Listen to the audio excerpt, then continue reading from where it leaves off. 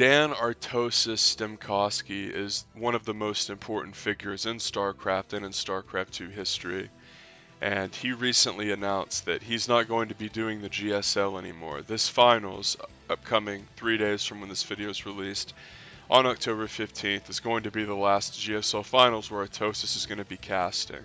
Almost unfathomable. Mario vs. Ragnarok, if you didn't know. And Artosis has been a tremendous stalwart of the StarCraft scene, both Brood War and StarCraft 2, and he's an old school guy that's been around forever. And originally I was going to cast a recent Brood War game that he played on stream to be the backdrop of this video, but since Artosis is from the old school, I decided to cast an old school game. So if you don't know what this is a old Brood War game that was played on a little clan versus clan team league called the Yankee League, where the best North American StarCraft teams would go at it. And in this little team league, they had the Media Clan, who, if you don't know what the Media Clan is, that's basically Artosis' Brood War clan, and a lot of the guys that would go on to become the stars of Team Evil Geniuses in the early StarCraft 2 days. So you had Artosis as the team captain, Greg Idrifields as the ace, Bryce Machine Bates in there, very consistent, good player, the late great Jeff In Control Robinson when he played Zerg, G5, the Protoss player known for his against Terran play, LZ Gamer, known for his sneaking of bases. So this was a who's who of the North American Brood War StarCraft scene, and really a lot of the big names that would go on to domineer the early days of StarCraft 2. And in the early days of StarCraft 2, Artosis was a pioneer. He was a pro gamer at first, trying to be on the cutting edge of macro Zerg on maps like Steppes of War and maps with no neutral depots and close positions. He was a macro Terran throughout the entirety of his Brood War career. As we see here, he's on the right side playing Terran, playing against his rival clan, sMi, and in the bottom left, it's sMi.days. And sMi.Spades was a guy that Idra hilariously styled on in an MLG, where there was this hacker bust in the middle of Wings of Liberty, and Spades, who was in this game observing and talking shit, he already said, "I'm 10x you, Artosis," hilariously. Spades would be outed to be a cheater and a complete loser, and in a famous land game to style on him, Idra built 12 Nidus networks, and as he was dealing the killing blow in the game, sprung all the Niduses up at once, 12, just to make him look like a fool. And this is sort of the history of that rivalry. You know, if you look at Idra Artosis' Wikipedia and you go to rivalries, you might see MC or Huck. You're not going to see Spades, because this is a deep cut. I try to show you guys stuff you haven't seen before on this channel. You know, I haven't done a video over the Idra hallucinated Void Ray video against Huck, that famous MLG match. I haven't done the game where Idra kills his own command center against MMA, because even if those are really popular, I want to show you something you haven't seen before, and there's pretty much no goddamn way any of you, even my hardest core fans, have seen something like this. This is so rare and so old school. You can tell by the quality. It's from 2008, and this is in a time that Artosis hadn't even gone to Korea yet. So when Artosis did go to Korea, it was a really big deal, because Tasteless was already in Korea casting for GOM, and Tasteless sort of became a package deal with Artosis. They sort of stuck together and had each other's backs and said, well, we're going to work together, and they became the best duo in the world and the best casting duo in esports history. And frankly, it's not close. The amount of longevity they've had is crazy. The amount of chemistry that they've had is absolutely insane. The amount of times that they've made a boring or stale meta entertaining as far as their ability to kill time or explain things in a certain way that's interesting is just completely unparalleled. And for Artosis specifically, he was always the one who was up to date on the meta. He was always the one who was keeping track of what was going on in the game and on the ladder and in the map pool. When Tasteless was not necessarily playing very much StarCraft 2, it sort of became like a running joke. Artosis always was, even though he was the family man who like had more obligations at home. Artosis like never slacked off and didn't know, look at this shit. Didn't know, holy shit. Didn't know, look, it's fucking awful. I didn't know that was in this VOD. But that's the era that we were in. Fucking screen recorders in 2008 with the Brood War messing up your aspect ratio, but whatever. But Artosis was on the cutting edge, and him and Tasteless were incredible as far as commentary goes, but just insanely entertaining. This was a duo that could not be beat, and any time that one of them wouldn't be there, even if the replacement caster was pretty good, like a Monte Cristo or someone like this, it just wasn't the same. And as much as people say, like, oh, well, what do you care about in StarCraft? Like, scene drama, or do you want to see the best games? A lot of people will tell you, like, oh, I want to see the best games, but they really don't. What they really care about is, like, drama, or maybe, like, watching the foreigner players more than, like, the best Koreans. And the GSL being so great and Tasos and Artosis being so entertaining and having such great chemistry, that made the GSL marketable. And it made people like care about and watch like this hardcore top level Korean StarCraft that maybe there would not have been as much appeal to if they didn't have someone to put it in a very palatable and entertaining product. Because as much as you might hear people say like, oh yeah, I just want to see the best games, like, if it's delivered in a shitty way, if the commentary is grating or annoying or uninteresting, and it's, Ryung versus Ragnarok, a lot of people are going to tune out. I'm sorry, that's just the truth.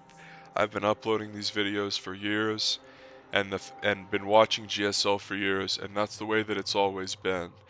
Like, you have your hardcore audience that would love to watch an FPOV of a really sharp player, but to package an entertaining product and always be aware of the meta is something that's special. And Artosis did that year in and year out and was always an incredibly interesting commentator who was also very funny. No one can explain the meta in the way that Artosis can, but also be memorable and interesting. Artosis is just perfect at what he does, and you can see a little bit of a lag fest occurring here as the Zerg player opened up with Muta, but Artosis already has his turrets out, he's going into Vessel, and there was a lot of hatred in these old school rivalry games with these clans. These clans did not like each other. Remember, you're always having to like play games against each other. And it's not the sort of situation where you just hit play again on the ladder. You're like asking for games, you're using third-party ladders like Icy Cup and having to like message people and get in the custom games. It makes it like way more personable than ladder, but it also like, familiarity breeds contempt. And these sMi guys love to talk shit and would of course like go on to be outed as some of them at least spades, like total bozos. So this is certainly like a good against evil match, with Artosis of course representing good as the methodical, honorable macro Terran. And he's trying to defend the Muta Harass here, gets an Irradiate down, but throughout StarCraft 2 history, we have seen this trend where, hilariously, you'll have people who are uninterested in the game or never really played the game that much say, oh, the game's dead. Like, StarCraft 2's dead, whether it be because a certain guy retired or a certain scandal happened. You'll have people who just, they want to, it's like how people will try to say that Tom Brady is all of a sudden washed, or this is the year Tom Brady goes to shit. Max Kellerman 7 years ago. This is it. Brady's fallen off a cliff. Because people think like if they're the first ones to say that, then it's like some sort of a badge of honor, as though they're not just bleeding something that's been true for years. And people have moronically said, oh, StarCraft 2's dead, or StarCraft 2's dying, or no one cares about StarCraft 2. People have been fucking saying this for years. Literally since 2011, people have been saying this, right? And for years, Artosis has been at the forefront of saying, like, no, LOL, that's moronic, StarCraft 2's not dead. Well, one of the things keeping StarCraft 2 going is Artosis and the GSL. What keeps StarCraft 2 interesting as far as the Korean scene and what keeps foreigner fans watching is Tastosis. And there's no Tastosis without Artosis, like if you think of like Tastosis as a car, Tasteless is like the flashy exterior, like the chassis of the car, and Artosis is like the engine. You know, like the car can't function without an engine. Like you can put Tasteless with whoever. It does like pick anyone in the same, active or not, that you want. If you put Tasteless with them, like it's not going to be as good as Artosis because not only did they have amazing chemistry and never brought each other down and always put on a great show, even when one of them were having an off day or were a little sick, Artosis sort of defended all the weaknesses Tasteless had as a caster, whereas like Tasteless didn't necessarily play the game as much and wasn't as up to date on the StarCraft 2 meta. And I think when we see StarCraft 2 Master came out and we really got a chance to see like, okay, like their hearts really are in Brood War, and at their core they are like Brood War players, and that's totally fine. But like in his veins runs pure methodical macro Terran as far as Dan Artosis goes. In Tasteless's veins runs, you know, putting cannons behind people's mineral lines and shit. But with Artosis, he's all about methodical Brood War macro Terran. And here we go, Mute is screaming in from the north side, flanking the army as well as some lings. A nice little flank here from Days as Artosis was setting up and starting to siege the lurkers at the front door. Had a couple vessels, but Days didn't really lose that many mutas harassing, so whenever he swung down, the lurkers were preventing Artosis from kiting southbound, and Artosis gets his army eaten up, and Days defends the push nicely.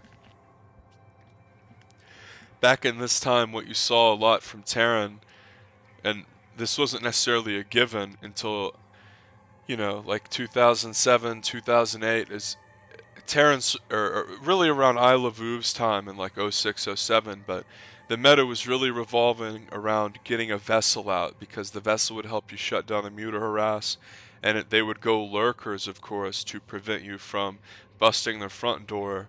It was just very common for Terran to play insanely defensive until they have vessel out, and once they have vessel out, the pendulum sort of swings back in the Terran's favor, and you saw a lot more tank-centric styles in this time. SK Terran didn't really become popular until like 2009, 2010.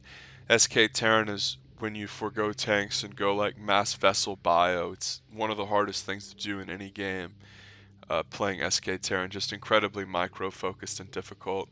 And we can see Lurker Ling here from Days trying to get the middle of the map, and he has way more stuff than Artosis, so Artosis is going to be forced to retreat here, and it's not looking good for our hero protagonist, as he's desperately trying to fend off the clan of loudmouth players known as sMi. And for everything bad that people had to say about StarCraft 2, Artosis was there, not only defending the game, and rightfully so, but helping the game and casting the game in such a way as Artosis defends beautifully here and then retreats a bit after killing a bunch of Hydras. He approached the game in such a way where he always helped people learn, and he was always promoting the health of the game, and was just really the best thing to ever happen to StarCraft 2. And he had a dream whenever he was young that he was going to go to Korea and make StarCraft work, and he exceeded all expectations possible. Not only did he make it work, but it didn't initially work out the way that he envisioned as far as being a pro gamer, but he didn't let that get him down.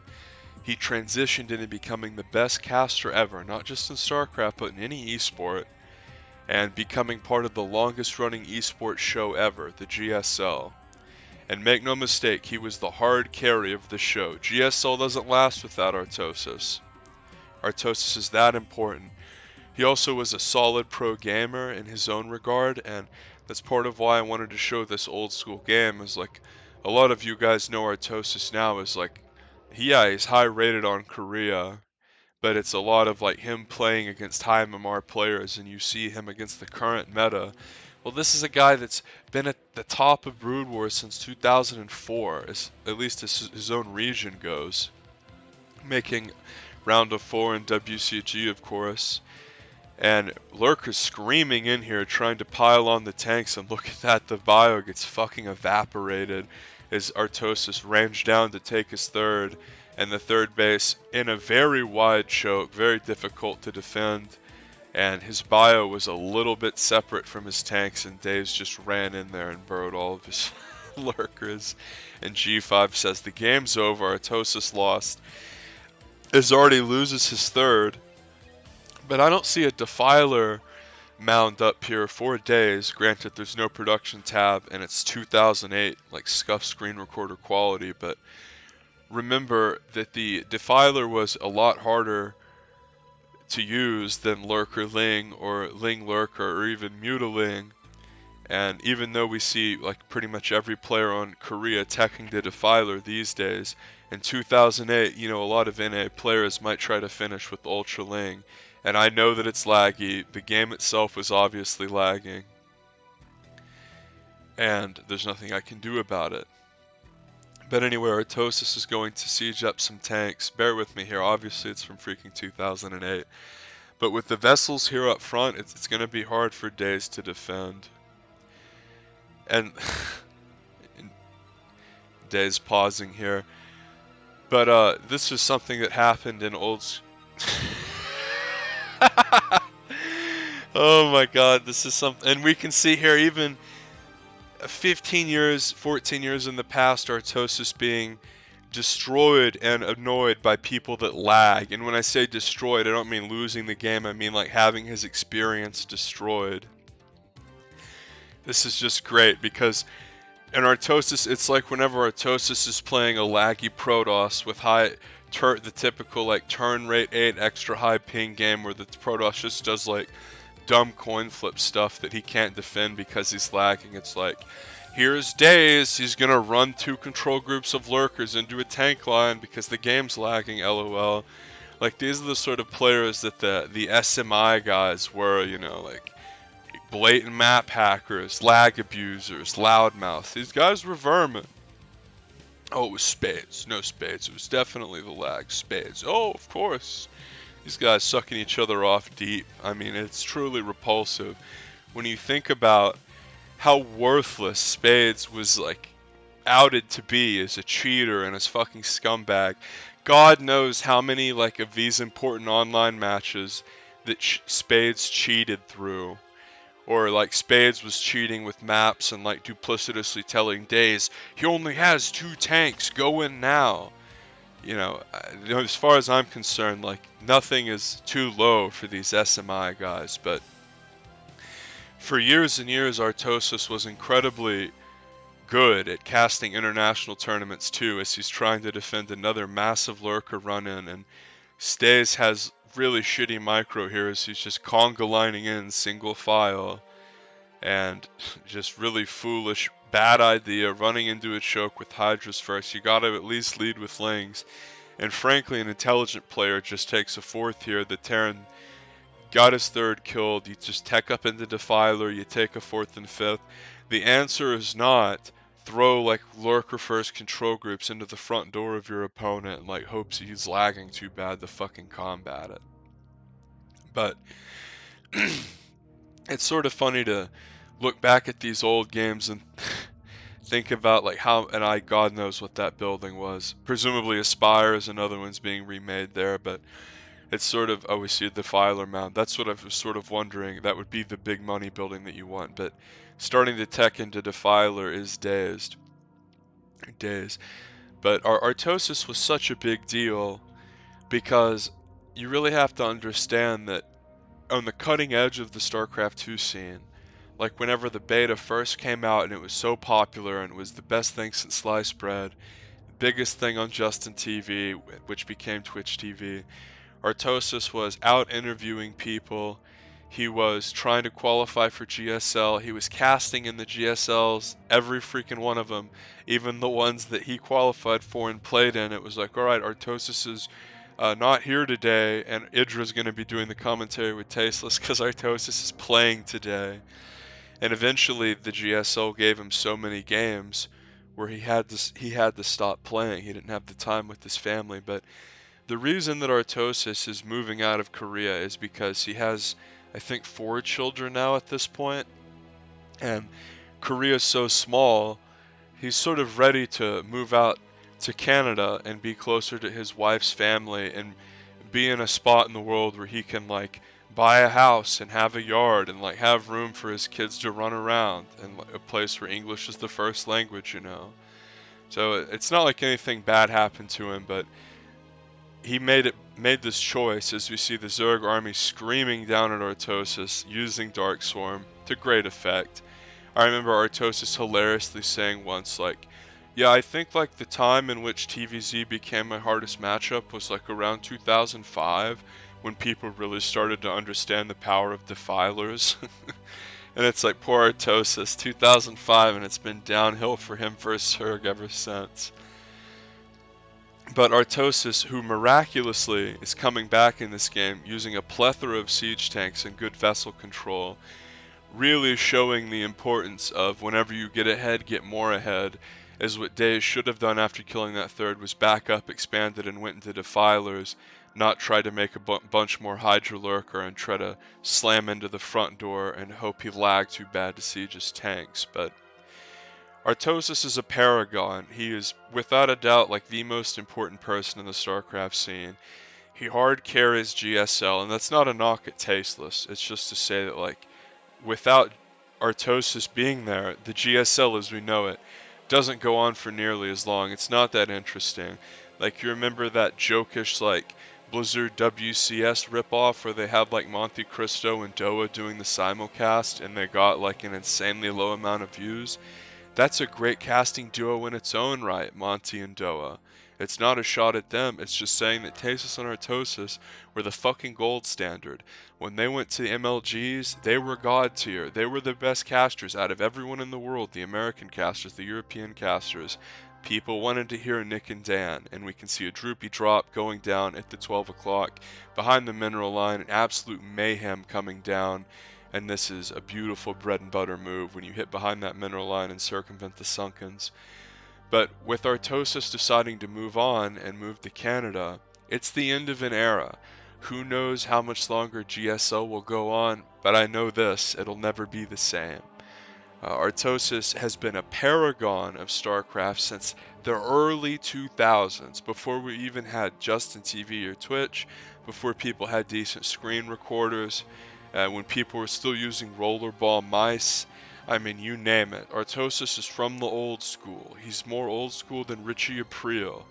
He slept in closets to make this dream work. This is a guy that truly sacrificed and tried to get by with nothing so he could make his dream of being basically the StarCraft guy in Korea, the mecca of StarCraft. He wanted to make that work, and he did. He made the sacrifices and was god tier for his entire career, never fell off, never junked the shark, never fucking started mailing it in, was exceptional the whole way through. And he was an inspiration that taught many of us how to play. And not just how to play like, oh, that's how you do that all in, but the correct fundamentals, the sort of bread and butter stuff that you can apply to other RTSs. The basics of macro, the idea that you don't just flip coins and try to get away with a gimmick or a cheap win. You play correctly in a way that can be replicated. The media macro mindset, as it were. Artosis discovered Idra and made Idra his protege and sort of introduced him to the scene. And through these exceptional interviews, really showed off Idra's personality and helped Idra grow. You know, without Artosis, there is no Idra as we know it. Idra's just like this shy, like really talented macro player, and he never like does these funny interviews where his personality is grown and shown off to everyone, and we get to see how smart he is. And Days is going to run in here with Ultraling. And I remember the media terms would always scorn at the Zergs who, like, quote, ran around and abused with Ultraling. And we can see here that Days, because he went for that sort of impatient all-in push instead of doing the proper macro thing of getting those quicker defilers, he lost his advantage, and due to Artosis dropping the north side and limiting some of these bases, he's in this situation where the Terran is sort of scaling equally with him, and he's desperately trying to end it with Ultraling. and he's in this situation where he can't. He's running out of steam as far as resources go, and he really wants to just slam in here and run Artosis over. He doesn't really think he has the macro ability or resources to play an extended Defiler game. And if you notice, Artosis is taking this northbound base and has the very top left base. He has stuff at that too, a couple Marines or something. So it's not just that Days is bad, but he's being out map controlled. And Artosis has a huge force here, a nice little mix, plenty of tanks. And he's surging forward here, and it looked like he was dead so many times. And it was an incredible macro game, as there is going to be some Defiler use here, but it'll be interesting to see how many full energy Defilers Days has. But it is crazy that Artosis is leaving Korea, and it is truly an end of an era, as some things never change, as Artosis loses 2 of his vessels right out the gate, Kappa. And he's going to try to get some irradiates down on the Defilers, and if not that, then the Ultras. Sometimes if you defile the Ultras, it feels like they're doing more damage to you, but the classic run in with Ultraling and try to spam walk the Defiler Dark Swarms down, but again, Days does not have that many Dark Swarms. He's really running out of steam here, and Artosis is running strong. Remember, Zerg always wants to be a base up on Terran, and Artosis is starting to equal up on bases. And Artosis was the stalwart hard carry of the scene, not just in GSL, but state of the game, meta. He was great on these shows and was so interesting when it came to previewing groups, talking about the meta. He just contributed so much to the scene across the board. Build order guy videos, and we can see here that he's going to complete this insane comeback against the guy that he fucking hates, against a loudmouth clan full of scumbags. And this is like truly the good guys winning. And Artosis really won the game of life. He got to live out his dreams. He was the best at what he did, and he has like a happy, beautiful family, and that he's going to get to live happily with in Canada. So good for Artosis, end of an era.